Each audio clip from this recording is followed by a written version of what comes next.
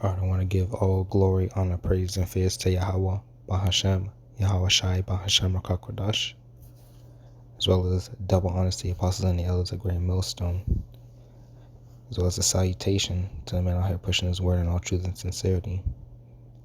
The men, women, and children who died in the truth or gave their lives for the truth, they did Yahweh Shai shall rise first. So, as you can see on the screen, it's Dennis Rodman. If you know about Dennis Rodman, that man, that's a crazy motherfucker. Like, he really is. He's crazy as hell. I don't know how many drugs he's done, a bunch of bullshit. He used to be a basketball player, now he just strung out on whatever the fuck he's strung out on. It doesn't really matter. I don't know what the hell is wrong with this dude. I mean, well, we know what it is. You know, us brothers, we know exactly what it is. And them demons just whooping his ass. They walking all up and down his ass. Okay, so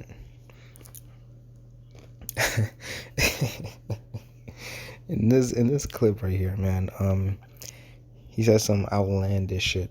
Outlandish to us. But in his whacked out, his bugged out mind, it makes sense. And even even the people in the damn room are looking at him like he's fucking crazy. Alright, so what he basically says is he's gonna hop out of a plane with no parachute and expect quote unquote God to put his hand out and catch him. And there are a lot of things that go on in this interview. I'm gonna have to watch the whole interview because there's some shit. Like, I can make multiple videos on this stuff. Like, the amount of coonery and the amount of fuckery that's going on right now with our people, man. It is it's like they just they wax worse and worse, and that's scriptural. That's exactly what they're supposed to be doing. Okay, it's just gonna get worse and worse, just like right before the flood, man. They don't give a fuck. They don't give a fuck, and that's cool. That's cool. I'm gonna play this. All right. And got with the plane and face up to God and look at everything in my life flash before me. I'm thinking, hey, you look at Mike Tyson face.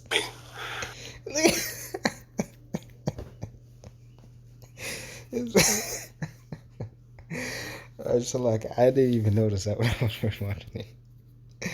Let's keep going. I'm thinking, if he says a fucking God, somebody's gonna fucking put a hand out there and hold me and say, Dennis, you got something left for the world to see. You ain't dying today, motherfucker. You got some more shit that you need to prove to the world. Nope. Nope. And that's the part where they start talking about the DMT. And as we know, there is also a brother who was talking about DMT and all type of weird shit, whatever. They both in the same boat. But you know, these substances are likened unto witchcraft. Okay, as well as you're not being sober minded. Okay, brothers drink, yeah, of course. Get strong, drink, right? We know this, but you're not supposed to be a drunkard. Okay, you sure as hell ain't supposed to be a damn junkie. So like, one second. All right, so like for that, so Proverbs 31:6, give strong drink unto him that is ready to perish, and wine unto those that be of heavy hearts. I wonder who that is. Let him drink and forget his poverty and remember this misery no more. Okay? Now, what we're drinking is just wine to, you know, relax our minds and just wind down at the end of the day. You understand? That's really all it is. But you see what most of Israel has done. They've drinking the wine of the wrath of Babylon the Great, man. Wine of the wrath of this bitch. They are drunk. They drink the whole damn. Fuck the glass. They drank the whole bottle. They down that shit. They was doing DMT and all type of weird shit. Okay, just like this dude. Okay, and the next video I'm gonna do on this actually is gonna be Mike Tyson's response, because his response wasn't get some help. It wasn't seek the Lord. It wasn't nothing like that. It wasn't pray or nothing like that. This motherfucker told him to do told. Like, that makes sense. But this is our people, man. This is our people. And what Dennis Rodman said, it reminds me of this story right here. It's the exact same thing, except Yahushua didn't go to the cliff of his own accord. Who brought him there? He was being tempted by the spiritual demon Satan. Okay? He was being tempted. And instead of saying, yeah, I am going to jump off this cliff, and you're right, he is going to catch me. No. Let's see what he said. All right?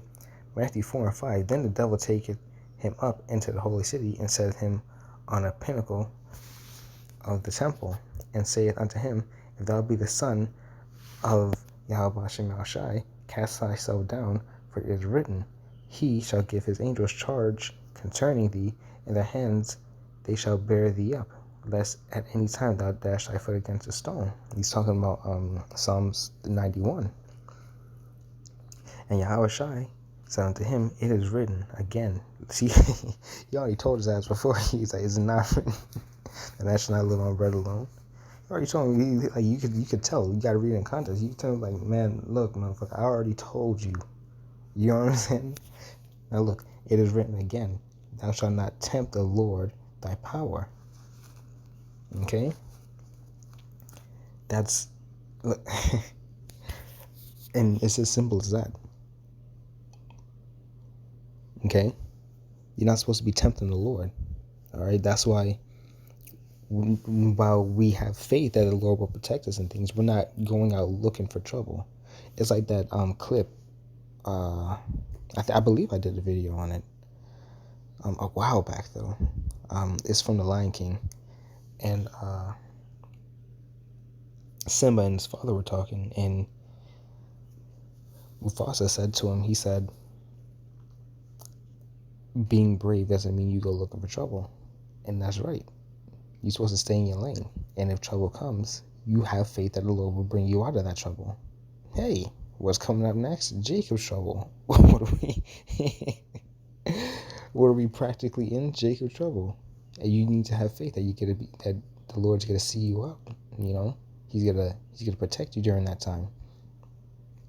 You don't go out during Jacob's trouble and shoot how many damn people and say, the Lord got me, motherfucker. And no, that's going off. Okay? And this dude, Dennis Rodman, he was never on to begin with. This nigga, he's always been off. Dude's crazy as hell. That's just a bunch of demons on his ass, man. That's literally exactly what it is. The motherfucker can't even talk. He can't even speak straight. Literally, it's weird hearing him speak. I don't know how the hell he does that. It's weird, yo. It's almost as if all the demons are trying to get out their point of view across at once. It's the craziest thing. But yeah, you're not supposed to be tempting the Lord, man. And this dude says he expects a hand to come out and catch him and say, you not dying today, you got more stuff to show the world. What is this motherfucker show the world? How to do drugs? How to be a nigga? How to kiss Kim Jong-un's ass? I don't know. I don't understand. Like, what has he added to the world? It doesn't make any sense. It don't make no sense. It makes perfect sense to him. That's how delusional the man is, right? Now this is Deuteronomy 6 and 16. Ye shall not tempt the Lord, Yahweh, your power, as ye tempted in Massa. All right?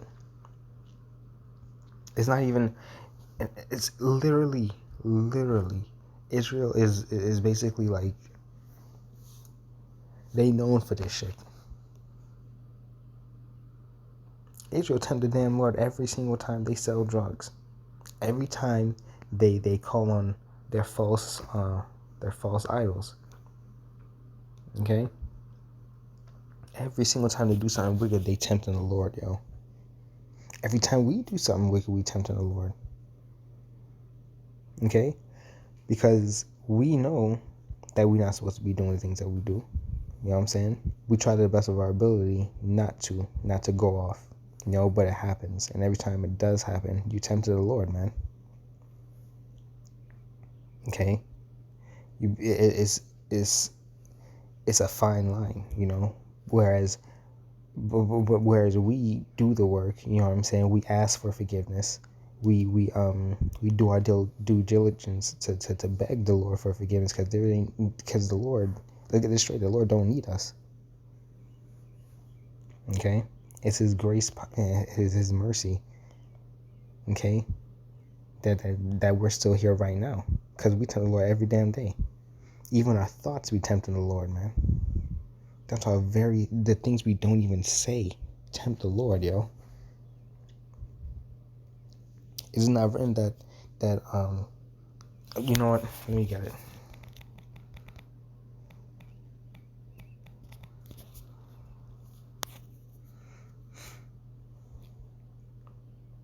There it is. Exodus 20:5. Thou shalt not bow down thyself to them, nor serve them, for I, the Lord, Yahweh thy power, am a jealous God, visiting the iniquity of the fathers upon the children unto the third and fourth generation of them that hate me, and showing mercy unto the thousands of them that love me and keep my commandments. And that's right. Okay? Every time Jay goes to church and calls on sweet Jesus, the Lord, the jealous power, man. So every time you do that, you tempt him, man. Talking about fix it Jesus. They made it a whole fucking thing. Hashtag. Oh my god, and the nigga woman ran off with that shit. They love that shit.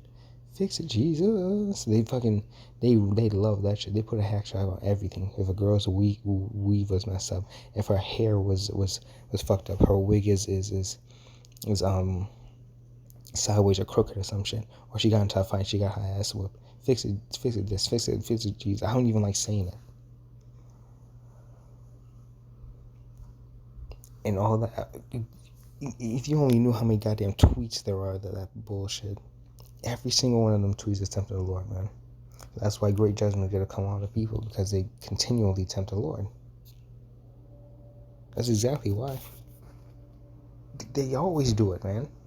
They're basically forcing the Lord to destroy them because they keep on fucking up. It's ridiculous. Like, 1 second, knocking, 1 second.